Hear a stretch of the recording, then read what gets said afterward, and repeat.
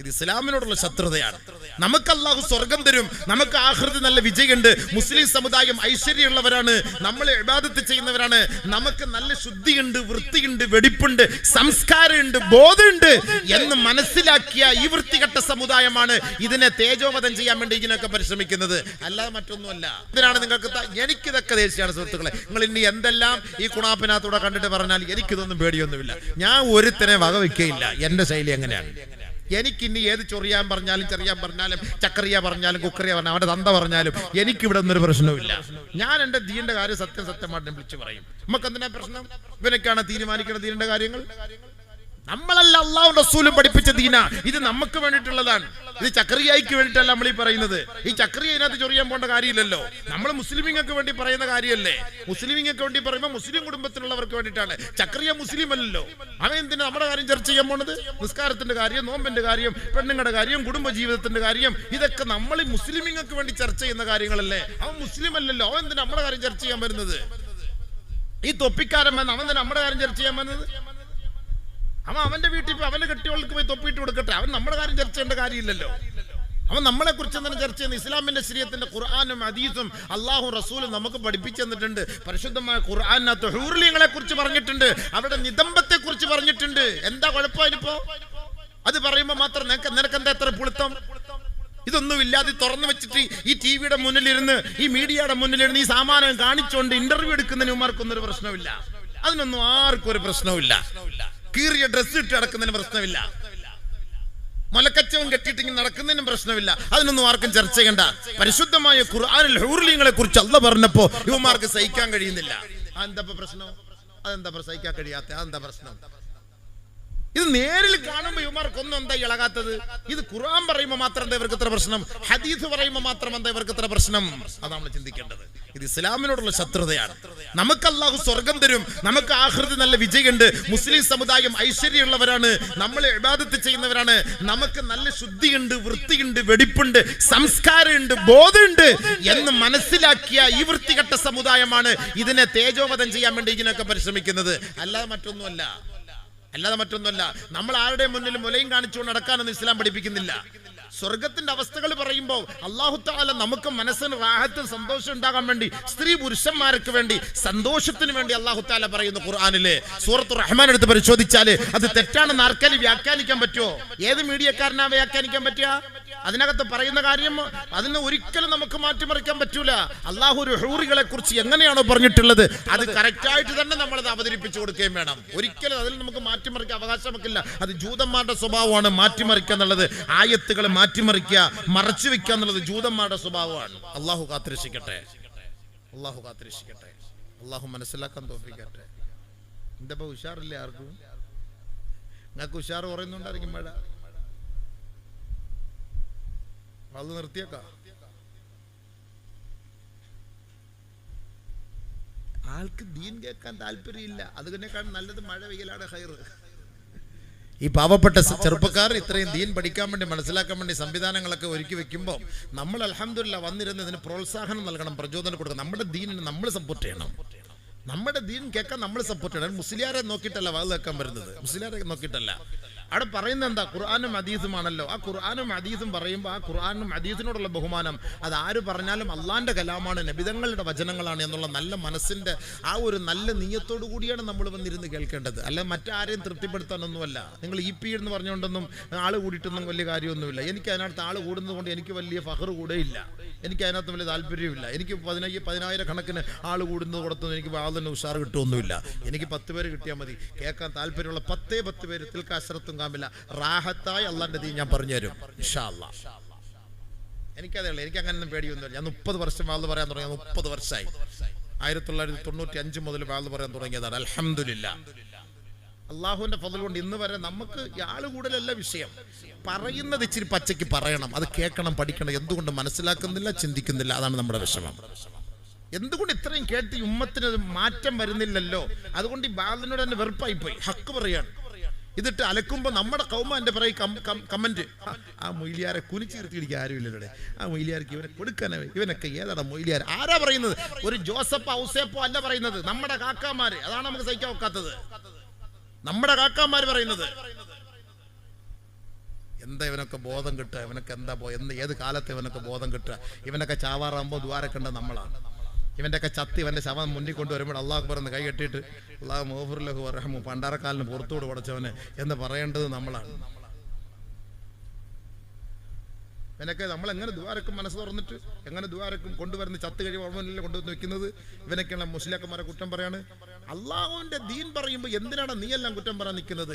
ഇസ്ലാമിനോ ശരീഅത്തിനോ എതിരായിട്ടാണ് നമ്മൾ പറഞ്ഞതെങ്കിൽ ഓക്കെ, നിനക്ക് കുറ്റം പറയാം, ആലിമിനെ ചോദ്യം ചെയ്യാം. ഇസ്ലാമിൽ ഇല്ലാത്ത കാര്യമാണ് പറഞ്ഞതെന്ന് ഇസ്ലാമിലുള്ള കാര്യം പറയുമ്പോൾ ചോദ്യം ചെയ്യാൻ ആരുള്ള അവകാശം? ആദ്യം നീ ദീൻ പഠിക്കണം. അള്ളാഹു മനസ്സിലാക്കാൻ തൗഫീഖ് തരട്ടെ. സുബ്ഹാന മൻ യുസബ്ബിഹു റഅദു ബിഹംദിഹി വൽ മലായികതു മിൻ ഖീഫതിഹി. നമ്മുടെ സഹോദരങ്ങൾ സംഘടിപ്പിച്ച പരിപാടിയാണ്. എല്ലാ വർഷവും അവന്മാര് പാവപ്പെട്ട പിള്ളേരെല്ലാം കൂടെ ചേർന്ന് അവര് അടുപ്പിന്റെ ചോട്ടിൽ നിന്ന് പാചകം ചെയ്ത് കിട്ടുന്ന പൈസ കൊണ്ടുവന്ന് പാവപ്പെട്ട മക്കളെ കല്യാണം കഴിപ്പിച്ചയക്കുന്ന ഒരു വലിയൊരു ഉത്തരവാദിത്വം നിർവഹിക്കുന്നവരാണ്. അൽഹംദുലില്ലാ, നല്ലവരായ നാട്ടുകാരായ നിങ്ങൾ വേണ്ടവണ്ണം അവരെ സഹായിച്ച് ആ പാവപ്പെട്ട പെൺകുട്ടികൾ, നമ്മൾ സമ്പന്നന്മാർ സക്കാത്ത് കൊടുക്കാതെ പിടിച്ചു വെക്കപ്പെടുമ്പോൾ ഉണ്ടാകുന്ന പ്രശ്നങ്ങളാണിത്. അബൂദർ റളിയല്ലാഹു തആല അൻഹുവിനോട് നബി സല്ലല്ലാഹു അലൈഹി വസല്ലമ തങ്ങൾ പറഞ്ഞു, അബൂദറെ,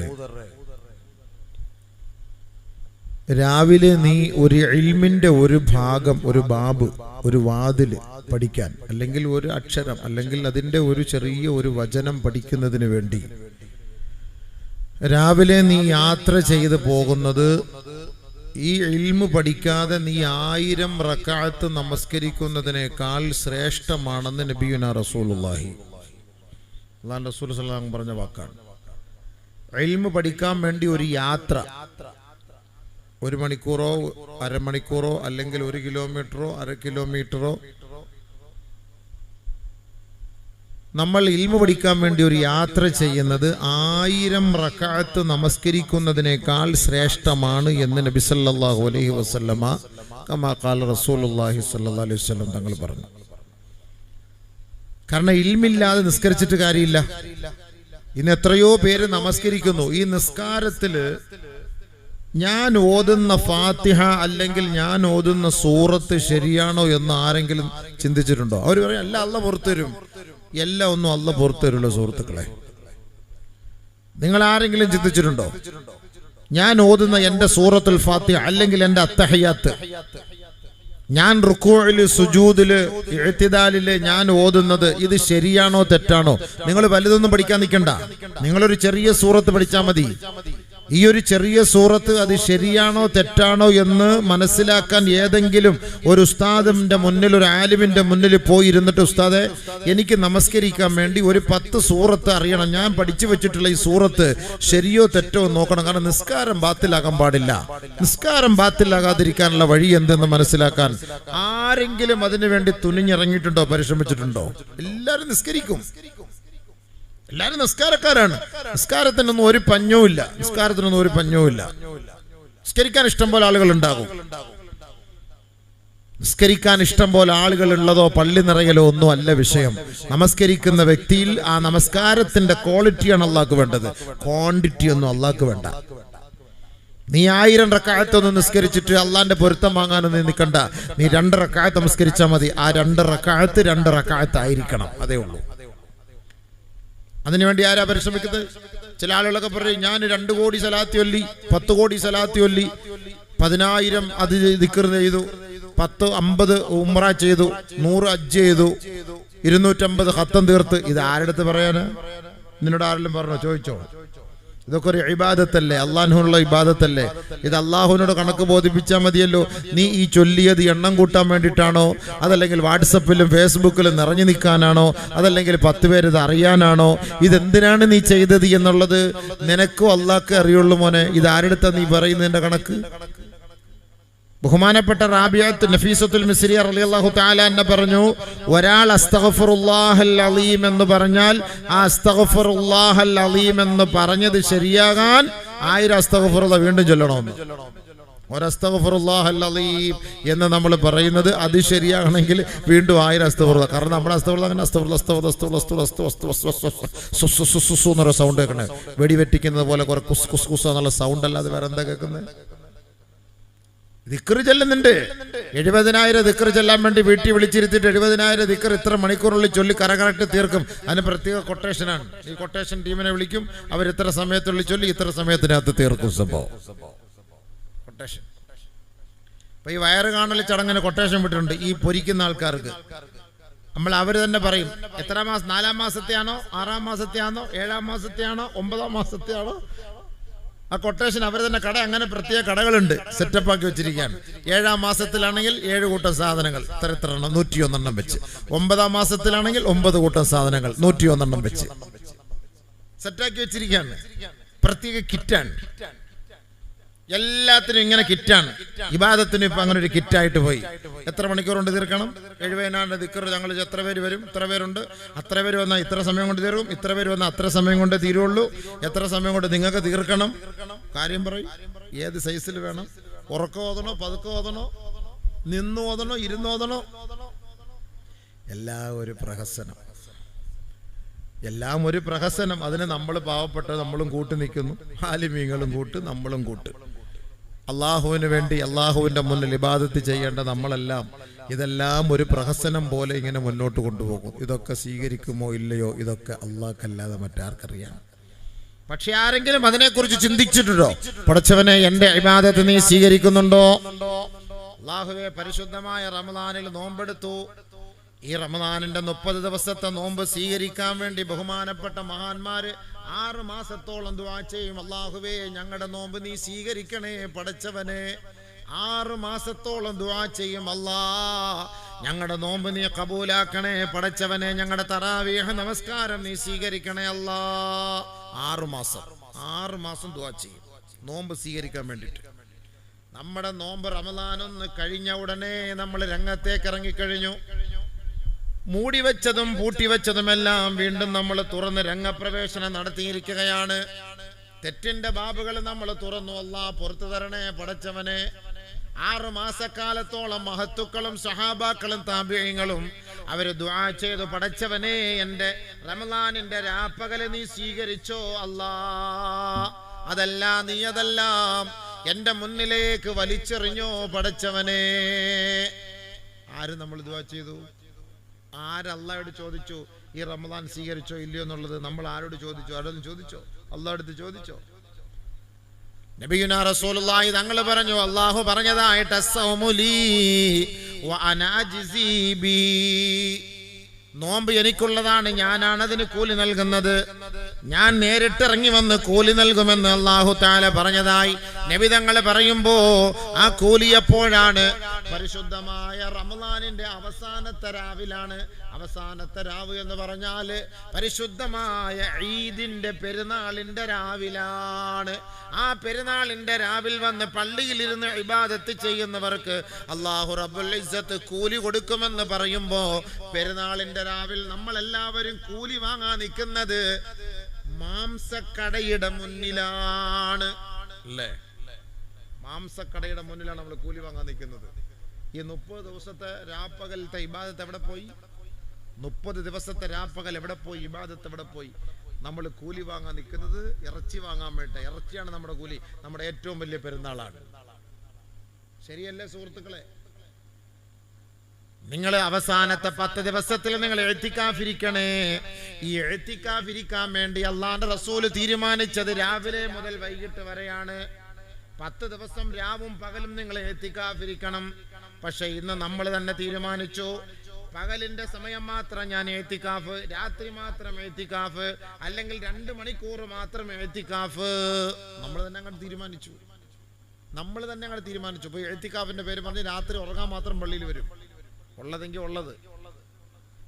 കാരണം നമുക്ക് അതേ ഉള്ളു സമയം. നമുക്ക് ദീനിനോടുള്ള കൂറ് അത്രയേ ഉള്ളൂ. ഞാൻ ഈ പറഞ്ഞു വരുന്നതാണ്, സവാബുണ്ടോ ഇല്ലയോ എന്നുള്ള വിഷയമല്ല. നമുക്ക് ദീനിനോടുള്ള കൂറ് ഇത്രയേ ഉള്ളൂ. പരിശുദ്ധമായ ഇൽമിന്റെ മജ്‌ലിസ് നമ്മൾ സംഘടിപ്പിക്കുന്നു. ഏത് രീതിയിലും ആകട്ടെ, ആരോ ആകട്ടെ, എന്തുമാകട്ടെ, ഇവിടെ ചർച്ച ചെയ്യുന്നത് ഇൽമാണോ?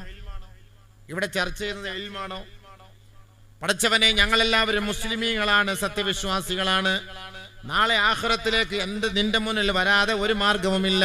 തീർച്ചയായും നിന്റെ മുന്നിലേക്ക് ഞങ്ങൾ വരേണ്ടവരാണ്. തീർച്ചയായും മരണം ഞങ്ങൾ സ്വീകരിക്കേണ്ടവരാണ്. നാളെ ഖബറിൽ വരേണ്ടവരാണ്. നാളെ മഹ്ശറുണ്ട്, ജന്നത്തുണ്ട്, നാറുണ്ട്. ഖബർ അടക്കിയിട്ട് ഖബറിന്റെ വാതിൽക്കൽ ഇരുന്നു കൊണ്ട് തലയുടെ ഭാഗത്തിരുന്നിട്ട് അവിടുത്തെ ഉസ്താദുമാരെ തൽഖീനോദി തരുന്നത് നിങ്ങൾ കേൾക്കുന്നില്ലേ? മുൻകർ നക്കീർ എന്നത് സത്യമാണ്. അവിടെ സുആല് സത്യമാണ്. അവിടുത്തെ ഹിസാബ് സത്യമാണ്. അവിടുത്തെ സിറാത്ത് സത്യമാണ്. അവിടുത്തെ ജന്നത്തും നാറും സത്യമാണ്. ഇത് സത്യമാണെന്ന് ഒരു ഖബറിന്റെ അരികിൽ നിന്ന് പറയുമ്പോൾ മയ്യത്തും കേൾക്കുന്നു, ഹയ്യായിട്ട് ജീവിച്ചിരിക്കുന്നവരും കേൾക്കുന്നു. പക്ഷെ അല്ലാഹുവേ, എന്താണ് ഖബർ? ആരാണ് മുൻകർ? ആരാണ് നക്കീർ? അവരുടെ സുആല്, ചോദ്യം എന്താണ്? അതിനുള്ള ജവാബ് എങ്ങനെയാണ്? അതാർക്കാണ് പറയാൻ കഴിയുക? അതെങ്ങനെയായിരിക്കും അവർ ചോദിക്കുക? ചോദിച്ചതിന്റെ മറുപടി പറഞ്ഞില്ല എങ്കിൽ അവരുടെ പ്രതികരണം എങ്ങനെയായിരിക്കും? പിന്നീട് ഖബർ മുതലുള്ള പ്രയാണം എങ്ങോട്ടാണ്? അത് ഏതവസ്ഥയിലാണ്? സിറാത്ത് എന്ന് പറഞ്ഞാൽ എന്താണ്? ഹിസാബ് എന്ന് പറഞ്ഞാൽ എന്താണ്?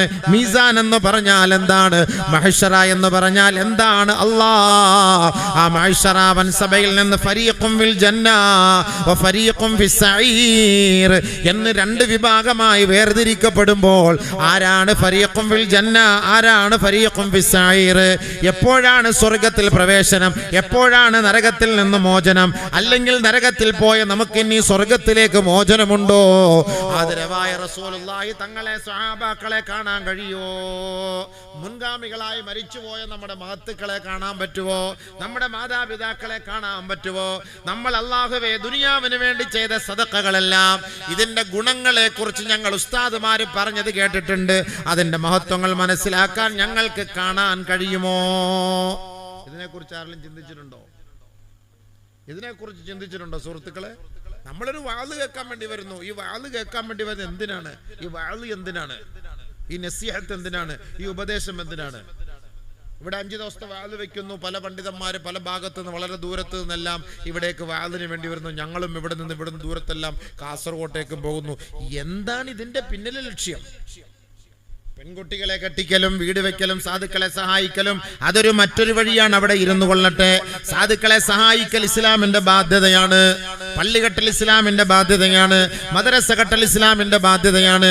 പരിശുദ്ധമായ ദീനിന്റെ കാര്യം പറഞ്ഞിട്ടാണ് അവരിൽ നിന്ന് അത് കളക്ട് ചെയ്യേണ്ടത്. അതിന് എതിർക്കാൻ ഈ ലോകത്തൊരാളെ കൊണ്ട് സാധ്യമല്ല. പരിശുദ്ധമായ ഖുർആൻ കൊണ്ട് സ്ഥിരപ്പെട്ട കാര്യമാണ്. ഹദീസുകൾ കൊണ്ട് സ്ഥിരപ്പെട്ട കാര്യമാണ്. ഈ സാധുക്കളുടെ കയ്യിൽ നിന്ന് വാങ്ങുന്നത് പുട്ടടിക്കാനല്ല, വെറുതെ നമുക്ക് കള്ളക്കച്ചവടം ചെയ്യാനുള്ളതല്ല. പാവപ്പെട്ട എത്രയോ സാധുക്കൾ നമ്മുടെ കുടുംബങ്ങളിൽ ഉണ്ടായിട്ട് സ്വന്തക്കാര് പോലും അവരെ തിരിഞ്ഞു നോക്കാതിരിക്കുമ്പോ അവരോടുള്ള ബാധ്യതകൾ നിറവേറ്റേണ്ടത് നാട്ടുകാരായ നല്ലവരായ സ്വാലിഹീങ്ങളാണ്. ബഹുമാനമുള്ള സഹോദരങ്ങളെ, കോടാനുകോടി രൂപകളിട്ട് സക്കാത്ത് കൊടുക്കാതെ നമ്മൾ കച്ചവടം ചെയ്യുമ്പോ കോടീശ്വരന്റെ കണക്ക് പരിശോധിച്ചാൽ, കേരളക്കാരനായ മുസ്ലിം സഹോദരങ്ങളുടെ കണക്ക് പരിശോധിച്ചാൽ അവൻ കൃത്യമായി എല്ലാ വർഷവും അവന്റെ സമ്പത്തിൽ നിന്ന്, അവന്റെ മുതൽ മുടക്കിൽ നിന്ന് കൃത്യമായി 2.5% അവൻ അള്ളാന്റെ മാർഗത്തിൽ സക്കാത്ത് കൊടുത്താൽ ഈ ദുനിയാവിൽ വിശിഷ്യായി കേരളത്തിൽ ഒരു തെണ്ടികൾ പോലും ഉണ്ടാവുകയില്ല കേട്ടോ. പക്ഷേ ആരാണ് അതിനു വേണ്ടി ചെലവാക്കുക? ആരാണ് സമയം ചെലവാക്കുക? ആരാണ് അതിനു വേണ്ടി പണം മാറ്റിവെക്കുക? ലക്ഷോപലക്ഷങ്ങളുള്ളവനാണ്, കോടികൾ കൊണ്ട് കളിക്കുന്നവനാണ്, എത്രയോ ഏക്കർ കണക്കിന് സ്ഥലം വാങ്ങിയിട്ടുള്ളവനാണ്. അവന്റെ വലിയ വീടിന്റെ മുന്നിലേക്ക് ഗേറ്റ് തുറന്ന് അവനെ പ്രതീക്ഷിച്ചിരുന്ന് അവനിങ്ങനെ ഇറങ്ങി വരുമ്പോ അവനോട് തന്റെ ആവലാതി വേവലാതി പറഞ്ഞാൽ അവൻ പിച്ചച്ചട്ടിയിലേക്ക് വലിച്ചിടുന്നത് കേവലം 100 500 നോട്ടാണ്.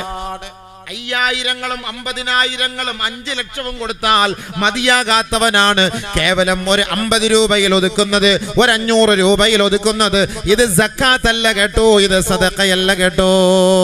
കേവലം നിന്റെ വീട്ടിലേക്ക് കഷ്ടപ്പെട്ട് വന്നതിന്റെ പേരിൽ ആ ഒരു ബാധ്യത എങ്ങനെയെങ്കിലും ഒഴിവാക്കാൻ, ഈ ഒരു ഇടങ്ങേറി എന്റെ വീട്ടിൽ നിന്ന് പോകാൻ വേണ്ടി നീ അവരെ കല്ല് വെച്ച് എറിയുന്നതിന് പകരം കേവലം നാണയത്തുട്ടുകൾ കൊണ്ട് എറിഞ്ഞു ഓടിക്കുകയാണ് ചെയ്യുന്നത്. യഥാർത്ഥ നിന്റെ മനസ്സിന്റെ ഉള്ളിൽ നിന്ന് കൊടുക്കുന്ന സദഖയല്ല. അങ്ങനെ ആരാ കൊടുക്കുക? ഇസ്ലാമിന്റെ സമ്പത്തിന്റെ വ്യവസ്ഥ, സക്കാത്തിന്റെ വ്യവസ്ഥ നമ്മൾ പഠിച്ചിട്ടാണോ നമ്മൾ ചെയ്യുന്നത്? 5 കോടിയുടെ ആസ്തിയുള്ളവനാണ്, 5 കോടിയുടെ ഷോപ്പിംഗ് കോംപ്ലക്സ് നടത്തുന്നവനാണ്. കരുനാഗപ്പള്ളി ടൗണിൽ പോയി നോക്ക്, ബഹുഭൂരിപക്ഷവും മുസൽമാന്റെ കെട്ടിടങ്ങളാണ്. കേരള കേരളത്തിന്റെ പല ഭാഗങ്ങളിൽ പോയി നോക്ക്, ബഹുഭൂരിപക്ഷവും മുസൽമാന്റെ കടകളാണ്, ഭൂരിഭാഗവും മുസ്ലിമീങ്ങളുടെ കച്ചവട സ്ഥാപനങ്ങളാണ്. കോടാനുകോടി ടേൺ ഓവറാണ് വർഷം തോറും കഴിയുന്നത്. ഈ ടേൺ ഓവർ കണക്ക് കൂട്ടി മനസ്സിലാക്കിയിട്ട് അവന്റെ മുതൽ മുടക്കിൽ നിന്ന് 2.5% അവൻ മാറ്റിവെച്ചാൽ കേവലം ഒരു നല്ല പണക്കാരൻ, നല്ല ഒരു ബിസിനസ്സുകാരൻ ഒരു വർഷം അവൻ കൊടുക്കേണ്ട സമ്പത്ത് സക്കാത്ത് എത്രയെന്നറിയോ? 25 ലക്ഷം, 40 ലക്ഷം, 50 ലക്ഷത്തോളം രൂപയാണ് കണക്ക്. ആര് കൊടുക്കുന്നു? ആര് മനസ്സിലാക്കുന്നു? ടോറസിലും വലിയ വലിയ വണ്ടികളിലുമാണ് കോടാനുകോടി സാധനങ്ങൾ കച്ചവടത്തിന് വേണ്ടി വരുന്നത്, പോകുന്നത്. ഇവിടെ നിന്ന് സാധനങ്ങൾ ഇങ്ങനെ കയറ്റുമതി ചെയ്യുന്നു, ഇറക്കുന്നു, വരുന്നു, പോകുന്നു. ഗോഡൌണിലേക്ക് സാധനം വരുന്നു. ഗോഡൌണിൽ കോടാനുകോടിയുണ്ട്, ഗോഡൌണിൽ ലക്ഷക്കണക്കിനുണ്ട്, അവിടെയുണ്ട് അത്ര ഇത്ര ഗോഡൌൺ. ഈ ഗോഡൌണിലുള്ള കോടിക്കണക്കിന് രൂപയുടെ സാധനങ്ങൾ മൊത്തം നീ കണക്ക് കൂട്ടണം. ഒരു വർഷം ആകുമ്പോ ആ കണക്ക് കൂട്ടണം. ആ ഒരു വർഷത്തെ കണക്കിൽ 3 കോടി രൂപയുടെ സാധനം നിന്റെ വീട്ടിലുണ്ടോ, നിന്റെ കടയിലുണ്ടോ? അതിന്റെ 2.5% അള്ളാഹ്ക്ക് വേണ്ടി നീ മാറ്റിവെക്കണം. ഇത് അള്ളാഹുവിനോടുള്ള ഹക്കാണ്, ബാധ്യതയാണ്. ബാങ്ക് വിളിക്കുമ്പോൾ നിസ്കരിക്കാൻ പള്ളിയിൽ പോകുന്നത് പോലെ നിർബന്ധമായ ബാധ്യതയാണ്. ഇത് പാവപ്പെട്ടവന്റെ ഹക്കാണ്. ഈ 2.5% കൊടുക്കാതെ നീ അതിട്ട് കച്ചവടം ചെയ്താൽ നിന്റെ കച്ചവടം തകർന്ന് തരിപ്പണമാകും. അത് പാവപ്പെട്ടവന്റെ പണമിട്ടാണ് നീ കളിക്കുന്നത്. അത് നിന്റെ വയറ്റിൽ തീയായി മാറുമെന്നാണ് പരിശുദ്ധമായ ഖുർആൻ പഠിപ്പിക്കുന്നത്. ഇത് മനസ്സിലാക്കണമെങ്കിൽ ഇൽമു കേൾക്കണ്ടേ? എത്ര പണക്കാരന്മാരാ വാഴ് കേൾക്കുന്നത്? എത്ര പണക്കാരന്മാരാ ദീൻ കേൾക്കുന്നത്? ഈ പാവപ്പെട്ട മീൻ കച്ചവടക്കാരും ഇറച്ചി കച്ചവടക്കാരും ഈ പാവപ്പെട്ട തൊഴിലാളികളും കൂലിപ്പണിക്കാരന്മാരും വാഴ് കേൾക്കാൻ വരും. വലിയ വലിയ സമ്പന്നന്മാർ എവിടെ വാഴ് കേൾക്കാൻ വരുന്നത്? വലിയ വലിയ സമ്പന്നന്മാർ വാഴ് കേൾക്കാൻ വന്നാൽ ഈ വാഴ് കേൾക്കുന്നതനുസരിച്ച് അവൻ പ്രവർത്തിക്കേണ്ടി വരും. പ്രവർത്തിച്ചാൽ അവന്റെ സമ്പത്തിൽ നഷ്ടം വരുമെന്ന് അവൻ ധരിക്കുന്നുണ്ട്. ആര് വരുന്നുണ്ട് വാഴിന്? ഇനി അവൻ ജുമുഅക്ക് പള്ളിയിൽ വന്നാൽ തന്നെ ഇമാമ് മിമ്പറിൽ കയറുന്ന സമയത്തെ പള്ളിയിലേക്ക് വരുള്ളൂ, അല്ലാത്ത സമയത്ത് അവൻ പള്ളിയിൽ വരൂല. അവന്റെ അടുത്ത് ദീനിന്റെ കാര്യങ്ങൾ പറയാൻ, അല്ലെങ്കിൽ അത് കേൾക്കാൻ, അത് മനസ്സിലാക്കാൻ, അവന്റെ സമ്പത്ത് അള്ളാന്റെ മാർഗത്തിൽ വേണ്ടവണ്ണം ചെലവാക്കാൻ അതിനൊരു അവസരം കണ്ടെത്താൻ ഏത് സമ്പന്നനാണ് തയ്യാറാകുന്നത്? ഏത് സമ്പന്നനാണ്? കണക്ക് കൂട്ടി സമ്പത്ത് കറക്റ്റായിട്ട് കച്ചവടത്തിന്റെ കണക്കുകൾ മൊത്തം കൂട്ടി അവന്റെ മൂലധനം കണക്ക് കൂട്ടി അവൻ സക്കാത്ത് കൊടുത്താൽ ഇന്നത്തെ ഈ കാലഘട്ടത്തിൽ നമ്മുടെ കേരളത്തിൽ തന്നെ ബഹുമാനമുള്ള സഹോദരങ്ങളെ 80 ലക്ഷം മുസ്ലിമീങ്ങളിൽ 10 ലക്ഷം പണക്കാരുണ്ടെന്ന് കൂട്ടിക്കൊള്ളി. 10 ലക്ഷം പണക്കാർ കൂട്ടിക്കൊള്ളി. ബാക്കി 70 ലക്ഷവും സാധുക്കളാണ്, അല്ലെങ്കിൽ ഒരു മീഡിയം ലെവലാണ്. അവരും കൊടുക്കണം. അതവിടെ ഇരിക്കട്ടെ. എന്നാലും ടോപ്പ് ലെവലിലുള്ള ലക്ഷങ്ങൾ അല്ലെങ്കിൽ 1 ലക്ഷം സമ്പന്നന്മാരുണ്ടാകട്ടെ, അവർ തന്നെ കൊടുത്താൽ മതിയല്ലോ. കോടാനുകോടി രൂപയുടെ സക്കാത്ത് ഉണ്ടാകും. കണക്കറിയില്ല ആർക്കും, കണക്കറിയില്ല. ഈ സമ്പത്ത് സക്കാത്ത് എന്താണെന്ന് എന്റെ സുഹൃത്തുക്കളെ വലിയ വലിയ സമ്പന്നന്മാർ പഠിക്കണം. ഇതെന്റെ പ്രഭാഷണത്തിലൂടെ നിങ്ങൾ ഈ ടിവിയിലൂടെ അല്ലെങ്കിൽ ഈ മീഡിയയിലൂടെ നിങ്ങൾ ലോകത്ത് എവിടെ ഇരുന്നാലും നിങ്ങൾ കേൾക്കാം. നിങ്ങൾക്ക് കോടികൾ കൊണ്ട് നിങ്ങൾ കളിക്കുമ്പോൾ ഓർക്കണം, നാളെ ഒരു ദിവസം മലക്കുൽ മൗത്ത് നിന്നെ തേടിയെത്തും. നാളെ ആഖിറത്തിലെത്തിയിട്ട് ഇതിന്റെ മുഴുവനും ഹിസാബ് പറയേണ്ടി വരുമ്പോൾ പടച്ചവനെ ഒരാലിമീങ്ങളും അത് പറഞ്ഞു തന്നിട്ടില്ലല്ലോ എന്ന് പറയാൻ നിനക്ക് അവിടെ അവകാശമില്ല. ആലിമീങ്ങൾ പറയുന്ന സ്ഥലത്ത് കേൾക്കാൻ നീ വന്നിട്ടില്ല. അതാണ് അതിന്റെ അർത്ഥം. നമസ്കരിക്കണമെങ്കിൽ നമസ്കാരം എങ്ങനെയെന്ന് പഠിക്കാൻ നീ തയ്യാറാകണം. ഖുർആൻ ഓതാൻ പറ്റാത്തതിന്റെ പേരിൽ എന്തുകൊണ്ട് ഖുർആൻ ഓതാൻ പറ്റിയില്ല? പഠിക്കാനുള്ള അവസരം ഉണ്ടായിട്ട് പഠിക്കാൻ തയ്യാറായില്ല.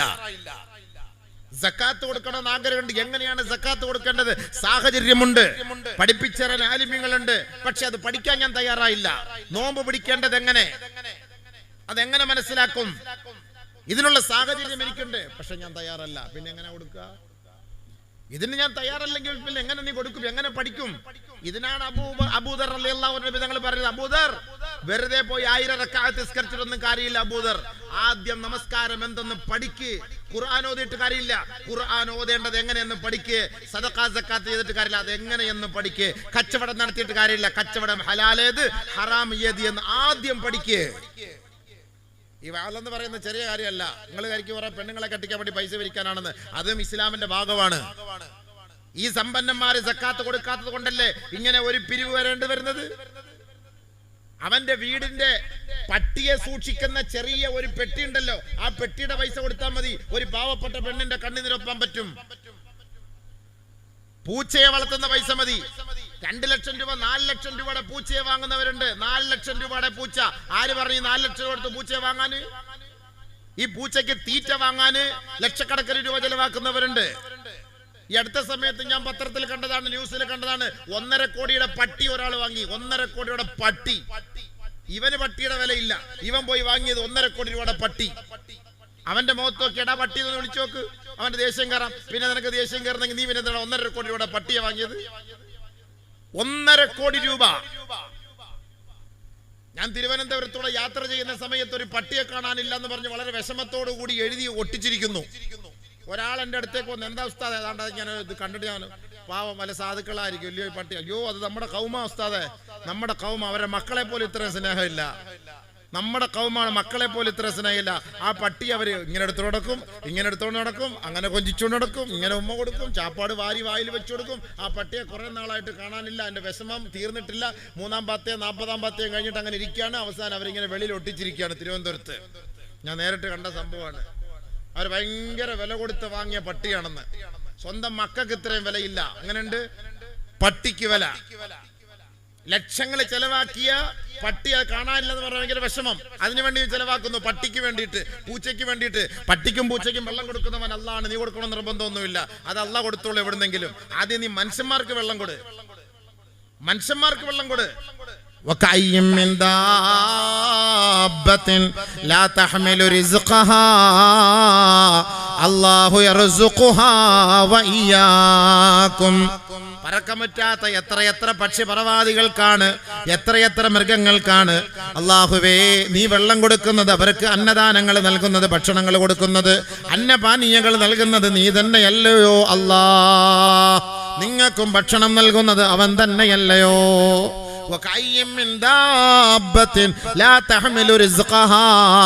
സ്വന്തമായി അധ്വാനിച്ച് തിന്നാൻ കഴിക്കാൻ മാർഗമില്ലാത്ത എത്രയോ മൃഗങ്ങളാണ്. അല്ലാഹു യർസുഖുഹാ, പടച്ചവനാണ് അവർക്ക് ഭക്ഷണം കൊടുക്കുന്നത്. വയ്യാക്കും, നിങ്ങൾക്കും ഭക്ഷണം നൽകുന്നത് അവനാണ്, പടച്ചവനാണ്. അല്ലാഹുവാണ് പടച്ചവൻ, അവനാണ് തരുന്നത്.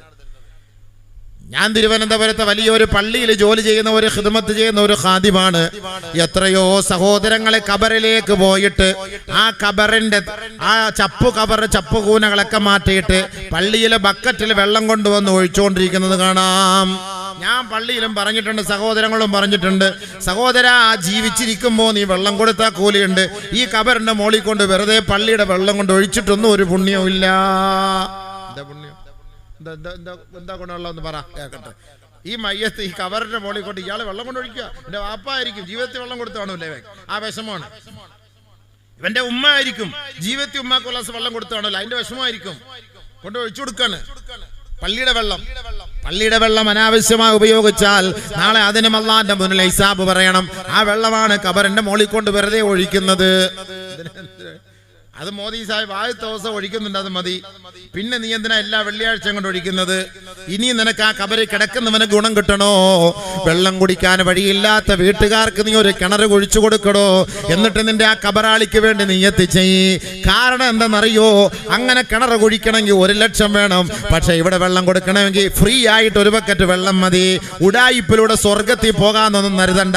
അല്ല പൊട്ടനും ചെട്ടിയൊന്നും അല്ല കേട്ടോ. നിന്റെ ഉഡായിപ്പിന്റെ പണിയൊന്നും അള്ളാന്റെ അടുക്ക നടക്കൂല കേട്ടോ. ഈ വെള്ളം എടുക്കുന്നതിന് നീ അള്ളാന്റെ കോടതിയിൽ ഹിസാബ് പറയണം, മറുപടി പറയണം.